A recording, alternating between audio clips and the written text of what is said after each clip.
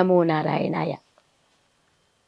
ఆండాళ్ సమేత రంగమన్నార్ దివ్య తిరువడిగలే శరణం. పావన ధనుర్మాస వేళలో పన్నిద్దరాళ్వార్లని, వాళ్ళ జీవిత విశేషాలని, వాళ్ళు చూపినటువంటి భక్తి మార్గాన్ని తెలుసుకునే క్రమంలో పొలిటికోస్ ఛానల్ ద్వారా అద్భుతమైనటువంటి అవకాశం మనకు లభించింది. ధనుర్మాసం అనగానే ఆండాళ్ విరచించినటువంటి తిరుప్పావై గానాలతో సహా నాలాయిర ప్రబంధం గురించినటువంటి విశేషాలు కూడా మనం తెలుసుకోవాలి. ద్రవిడ వేదం అంటారు, నాలాయిర ప్రబంధాన్ని ద్రవిడ వేదం అంటారు. 4000 పాసురాలని సంకలనం చేసినటువంటి ఈ ద్రవిడ వేదం. గత భాగంలో మనం విన్నాం, దక్షిణాదిలో భక్తి ఉద్యమం జనించింది. అక్కడి నుంచి రామానంద స్వామి వారు దాన్ని ఉత్తర భారతం వైపు తీసుకెళ్లారు. కబీర్ దాస్ దీన్ని వ్యాప్తి చెందించాడు అన్నటువంటి విషయాన్ని మనం విన్నాం కదా. ఈ 3వ భాగంలో ఈ ద్రవిడ దేశంలో పుట్టినటువంటి ద్రవిడ వేదం ఏమిటి, ఈ పన్నిద్దరాళ్వార్ల పాత్ర ఏమిటి, 4000 పాసురాలు, మధురమైనటువంటి పాసురాలను వాళ్ళంతా ఆవిష్కరించిన తీరేమిటి, వీటిని గురించిన విశేషాలని మరికొన్ని మనం తెలుసుకుందాం. ఈ ధనుర్మాసం మార్గశీర్షోహం, మాసానాం మార్గశీర్షోహం అంటాడు విష్ణు పరమాత్మ తన భగవద్గీతలో. మార్గశీర్ష మాసమే నేను. మార్గశీర్షం ఎంత పవిత్రమైనది కదా. ఆ పవిత్రమైన మాసంలో కృష్ణ గాథల మాధుర్యం ఒకవైపు, మరి కృష్ణ మందిరాలలో పూజానంతరం మనకు అందేటువంటి చక్కెర పొంగలి, దద్దోజనం, ఇంకా పొంగలి ఎంత మధురమైనటువంటి రుచి కదా.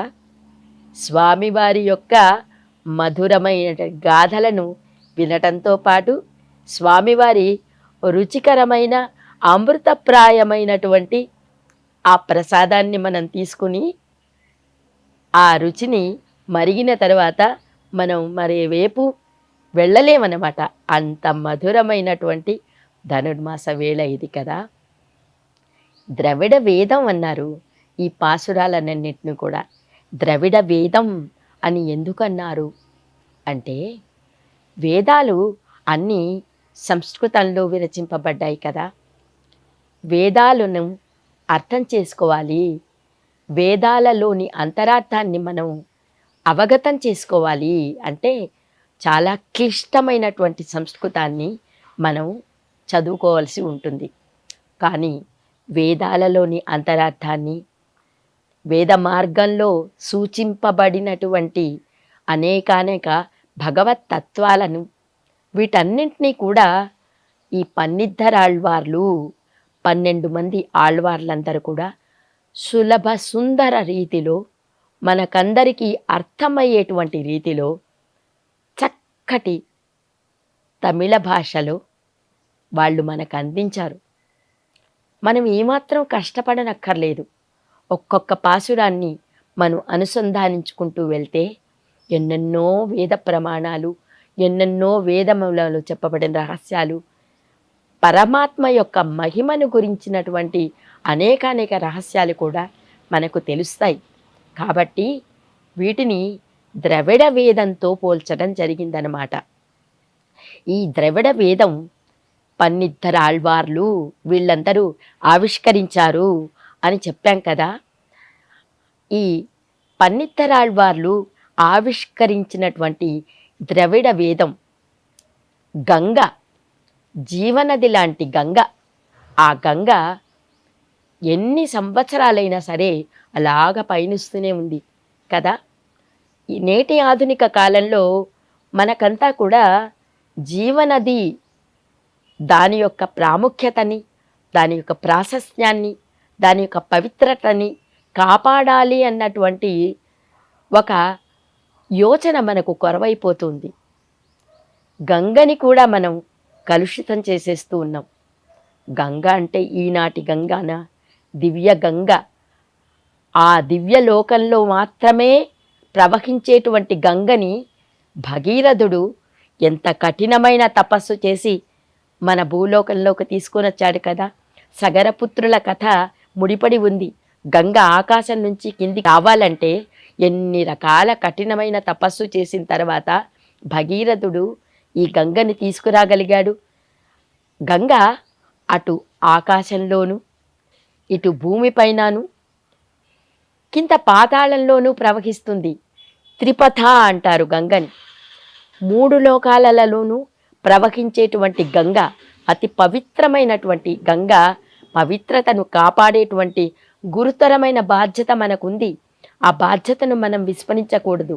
అలాగే ద్రవిడ గంగలాగా, ద్రవిడ వేదంలాని కూడా ఈ ప్రశస్తి చెందినటువంటి ఈ పాశురాలని, వాటిలోని వేదార్థాలని కూడా కాపాడుకుంటూ మన సంస్కృతి పునాదులను గట్టిపరిచేటువంటి ఆ గురుతరమైన బాధ్యత కూడా మనకు ఉంది. ఆకాశాత్ పతితం తోయం యథా గచ్చతి సాగరం సర్వదేవ నమస్కారం కేశవం ప్రతి గచ్చతి అంటారు. ఆకాశంలోని వర్షధారలు భూమిపైన పడి సాగరం వైపు ఎలా పయనిస్తాయో అలాగా సర్వదేవ నమస్కారం కేశవం ప్రతి గచ్చతి.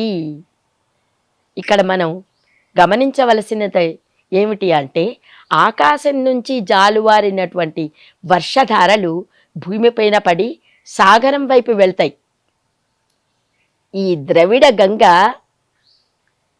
ద్రవిడ దేశం నుంచి, దక్షిణ భారతం నుంచి ఉత్తర భారతం వైపు పయనించింది. విచిత్రం కదా. క్రింది వైపు ఉన్న దక్షిణ భారతం నుంచి ఉత్తరం భారతం వైపు పయనించింది గంగ. రామానంద తీర్థుల ద్వారా ఈ ఉత్తర భారతం వైపు పయనించి భారతదేశమంతా విస్తరించినటువంటి ఈ గాథలోని అనేక సూక్ష్మాలు, ఈ ద్రవిడ వేదం అసలు కేవలము ద్రవిడము అంటే తమిళము అనేటువంటి ప్రాచుర్యంలో ఉన్నటువంటి అర్థం. ఈ పాసురాలన్నిటి కూడా ద్రవిడం, తమిళంలోనే ఎందుకు రాయబడ్డాయి? అసలు తమిళానికి ఈ ప్రాముఖ్యత ఎలా వచ్చింది? గోదాదేవి ఎంత అందంగా చెప్పినా అవి తమిళంలోనే ఉన్నాయి కదా. ఈ 4000 పాసురాలు కూడా తమిళంలోనే ఉన్నాయి కదా. తమిళానికి మాత్రమే ఇంత ప్రశస్తి ఎందుకు వచ్చింది అన్నటువంటి విషయాలని వచ్చే భాగంలో తప్పకుండా విందాం పొలిటికోస్ ఛానల్ ద్వారా. ఆండాళ్ తిరువళిగలే శరణం. Please subscribe to the channel and download the Politicos app from the links in the description.